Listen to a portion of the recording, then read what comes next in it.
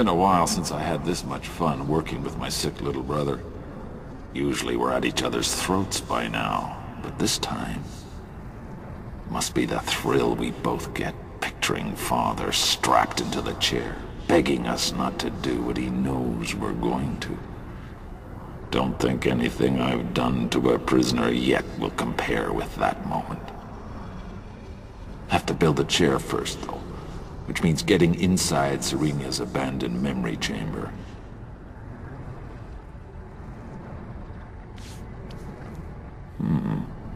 Can't exactly ask for a front door key, even if Cirrus did tell the Protectors we want to study their rituals.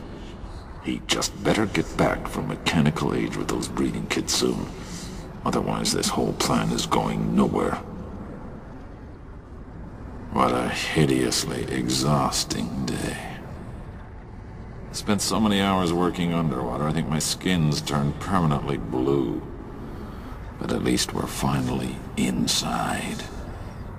Cirrus wants to put a lock on our new back door. Using one of his infamous marble color codes, I'm sure. But that's his deal. I've still got to figure out what to do about the fumes. Maybe if I... First night, we won't have to use the breeding kits. Of course, I'll wait for Cirrus to take his off first, just to be sure. Then start hauling in materials. Never seen little brother this keyed up before.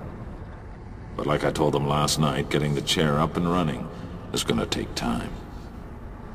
In theory, all it has to do is to stimulate the old fungus into doing what it wants to do naturally. Remove a person's memories. But in order for our entire plan to work, we have to keep Father's body alive before, during, and after the process so one of us can use it later. I'm not even sure the fungus will be able to remove memories from a living body, no matter how much persuasion it gets. Decided to let Cirrus work on getting the chair operational while I started installing the life tanks. Still think this aspect of the plan is iffy, but then I don't intend to be the one who tests them. Cirrus is a genius. Not sure how he did it, but judging from the results of his first test today, looks like he did. Almost felt sorry for the mouse. Okay already. Just how many of these tests does he want to complete before we actually do something? Doesn't he realize that the longer we wait, the more likely it is some protector will catch on that something's wrong? One whole part of what we're doing takes place inside their dream world. They're going to see it eventually. Let's stop wasting time here and instead concentrate on setting up the bait we need to lure Father into his cell. Let's send Mother to Riven already. Getting real nervous now. The only thing that keeps me from panicking completely is this. I know Serenia's weakness, the Life Stone. They'll be lost without their Life Stone. Sure, it'll take a few days, but if I steal it out of the root chamber, the fungus will eventually lose its ability to remove memories. And if that happens, Serenia's civilization will be thrown into total chaos. Might be fun to see it happen. But it also means our plan against Father will be ruined. So I'll do it, but only if it becomes necessary to cut and run. Horrible fight with Cirrus today. All I did was mention taking the stone and he was all over me. Accused me of letting my insatiable desire for instant gratification screw up yet another one of his plans. Then he tried to lay the whole Narayan Civil War debacle on me. Almost belted him right then and there. But the fight did show me one thing. My little brother really is a backstabbing weasel. These tests he keeps doing, there's only one conclusion they're heading to. Screw you, little brother. There's absolutely no way I'm gonna sit in that chair for you. I am out of here.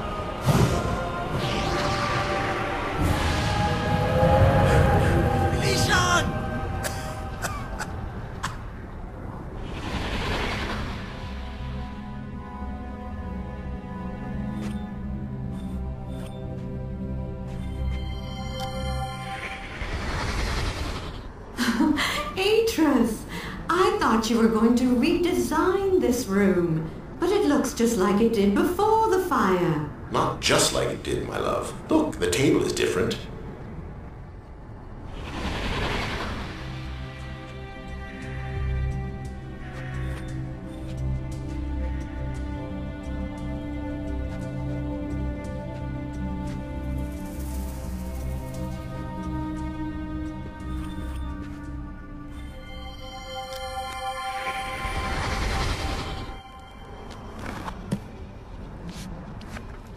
First time I placed my hand on Serenia's linking panel, I remember thinking, this age will be unlike any I've journeyed to so far. And it was. The sky was crisp and clear. The rivers and waterfalls sparkled like diamonds. Even the worn paths threading through the canopies of stone took my breath away.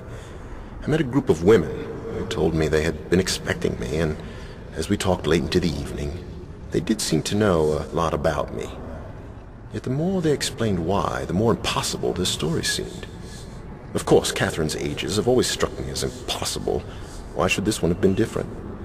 One of the stories the protectors told me. For that is what they called themselves, moves me to this day. Many lifetimes ago, a child from the village contracted a fever and died. His parents, who had loved him very much, decided to bury him under a waterfall and built a balloon to take him there. The parents' grief was so strong, however, that when they landed their balloon, they could only carry the child a short way. So they set him down beside a giant flower and slept. All night, the mother's tears never stopped flowing.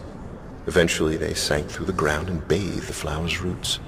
Moved by the tears, the flower told the parents to carry their child into her epistle. She would preserve his memories so they could visit him whenever they wished. Then the flower passed one of the tears back through her roots, turning it into a container to hold memories, and the father dove underwater to collect it.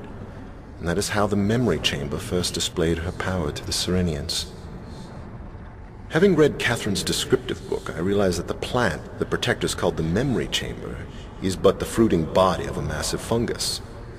Like any fungus, it recycles dead organic material into nutrients. In this case, filled memory globes. Since Yisha has recently asked to see Serenia, I will share this explanation with her, as I did her brothers when they were her age.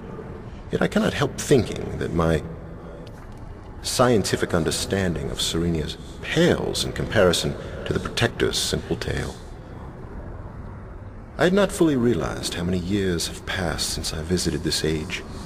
So when I stepped out of the linking cave with Yisha, I was pleased to see only a little has changed. A new group of women have replaced the Protectors I knew, but they seemed to be as friendly as the first. Yisha took an immediate liking to the one called Anya, and as we made our plans to spend more time here in the future, I felt confident our relationship with these women would be mutually beneficial. After an absence of several weeks, we returned to Serenia last night. Catherine agreed to accompany us, so we will stay for a week or more. This morning, I took advantage of Catherine's presence to re-explore alone. My route soon took me beyond Serenia's current memory chamber to the old abandoned flower which had served the village centuries ago. The man-made edifice surrounding the chamber looked much the same as I remembered. although the flower itself was in far worse state of decay. I tried opening the door to explore inside, but found it locked. Just as well. 30 years ago, the protectors told me how the delicate inner heart of the chamber emits a strong fragrance as part of its reproductive cycle. The closer the chamber gets to maturation, the more toxic this gas becomes, forcing the protectors to find a new flower for their use. No doubt the collected fumes inside the original chamber would have made it impossible for me to survive there very long. Catherine says I should have seen it coming, but this morning, Isha asked permission to meet Serenia's ancestors. I tried to explain that the place the protectors called Dream is not real. How can it be? But she insists on finding out for herself. So what am I to do? I suppose it will do no harm to let her try. From what Anya told me, it should take several months for Isha to learn how to dream. It has certainly been a while since I've had enough free time to concentrate on the crystal viewer's attachment. Keeping my inquisitive daughter occupied may end up being beneficial for us all. I cannot believe how quickly time has flown. Today we attended a ceremony on Serenia's celebrating Yisha's mastery of their customs. I must admit, although my doubts about the dream realm remain, seeing my daughter's pride as she received the protector's necklace made it all seem worthwhile. Yisha said something strange during our writing lesson today. She thought it was sad that Catherine rarely writes anymore, and asked if we should explain that just because someone dies after visiting an age doesn't mean the age's writer is responsible. I knew immediately she was talking about my grandmother. Yet Catherine and I have never fully described Anna's death, so how she knew this information is a mystery. When I asked, she said her necklace had said something while she was holding Anna's picture. The answer was completely unsatisfactory. Yet I must admit, Isha had displayed an uncanny knowledge of things she never witnessed ever since receiving the protector's gift. I'd like to examine this necklace more closely, but at the moment the situation with Cirrus and Achenar takes precedence. Perhaps after my friend leaves us tomorrow.